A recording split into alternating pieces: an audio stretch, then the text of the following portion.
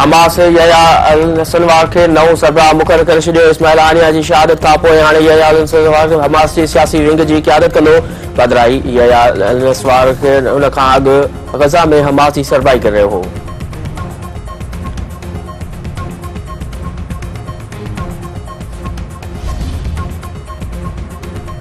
विच ओभर में वधीक हमला तकरार अदम इस्तेहकाम ऐं अदम तहफ़ुज़ खे जनम ॾींदा।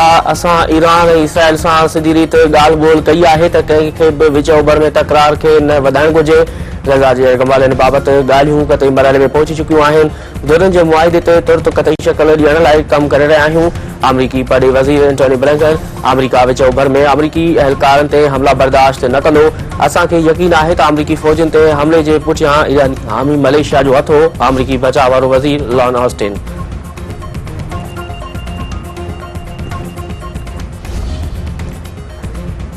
अमरीका जी सदारती उम्मीदवार कमला हैरिस जो मिनेसोटा जे गवर्नर टिम वाल्ज़ के नायब सदारती उम्मीदवार तौर नामज़द जो ऐलान। रिपब्लिकन सदारती उम्मीदवार डोनाल्ड ट्रंप जे कैंपेन टीम वाल्ज़ खे ख़ाबी दिलि जो इंतिहा पसंद करार ॾेई छॾियो। टीम जो चवणु आहे त टिम वाल्ज़ माण्हुनि खे पंहिंजी हक़ीक़त न ॿुधाईंदो त हू ॿुधाए छॾींदा।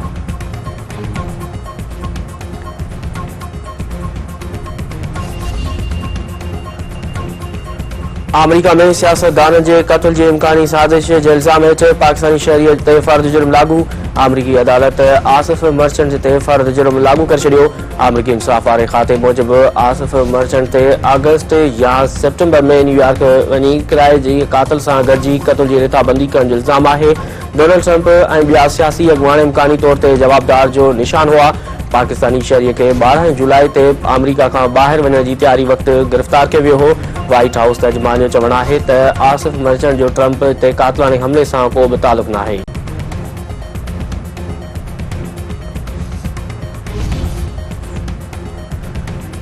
परॾेही तर्जुमान मुमताज़ुरा बलोच चयो आहे त आसिफ मर्चेंट जी गिरफ़्तारी ते हू अमरीकी इख़्तियारनि सां राब्ते में आहिनि ऐं वधीक तफ़सीलनि जो बि इंतज़ारु आहे। मीडिया रिपोर्ट्स ॾिठियूं आहिनि। अमरीकी उहिदेदारनि खे चयो आहे त मामले जी जांच जारी रहे। हू बाज़ाब्ता रद्दअमल ॾियण खां अॻु आसिफ मर्चेंट जी मर्ज़ी बाबति ॼाण जी तस्दीक़ करणु चाहिनि था।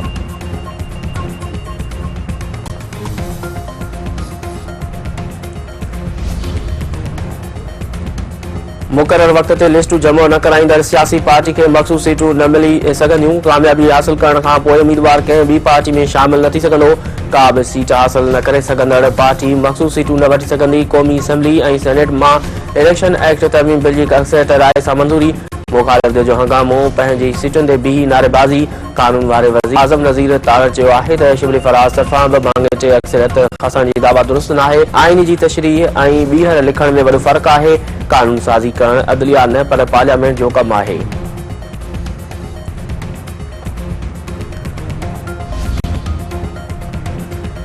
तहरीक इंसाफ़ इलेक्शन एक्ट तरमीम बिल ख़िलाफ़ अदालत में वञण जो ऐलान करे छॾियो। बैरिस्टर गोहर जो चवणु आहे त इलेक्शन एक्ट तरमीम बिल आईन ऐं कानून जी बनकड़ी आहे। मेंबरनि खे बि ख़बर नाहे त कहिड़े क़िस्म जी कानून साज़ी कई पई वञे। साज़िश तहत तहरीक इंसाफ़ जे मेंबरनि खां चूंड निशान खसियो वियो। नई कानून साज़ी ज़रिए अदालती फ़ैसिले खे ख़तमु करण जी कोशिश कई पई वञे।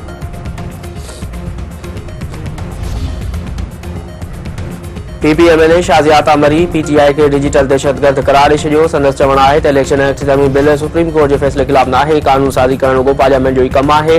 तहरीक इंसाफ़ डिजिटल दहशतगर्दी में मुलविस आहे। डिजिटल दहशतगर्दी ज़रिए माण्हुनि जा पटका लाथा पिया वञनि। मुल्क वधीक नफ़रतूं बर्दाश्त नथो करे सघे। हिकु शख़्स खे सभु कुझु ॾेई अवाम खे बुख मरण न ॾिनो वेंदो।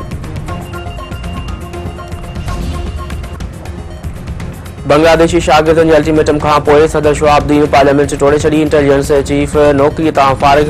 परॾेही वज़ीर हसन महमूद गिरफ़्तार। अॻूणे वज़ीर आज़म ख़ालिदा ज़ियाद जेल मां आज़ाद। प्रोफेसर यूनुस खे बि उबूरी हुकूमत जो सलाहकार बणण जो फ़ैसिलो। अॻूणी वज़ीर आज़म शेख हसीना वाजिद ॻुझे हंधि मुंतक़िल। अमरीका तरफ़ां संदसि वीज़ा रद्द। बरतानिया मुंतक़िली ताईं भारत में ई रहण जो फ़ैसिलो।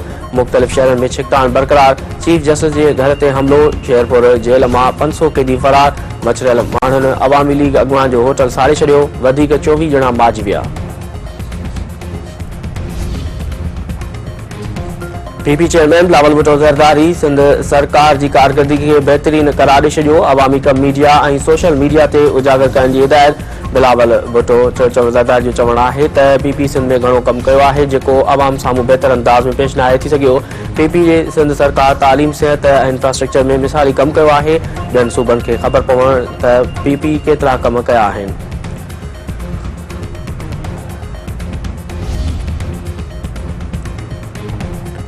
ॾखण जे होताणी पाड़े में 14 वरनि जी निंगरी बिजली जो करंट लॻण सबबि होत पखे मां करंट लॻण सबबि मोना लाशारी दम ॾेई छॾियो।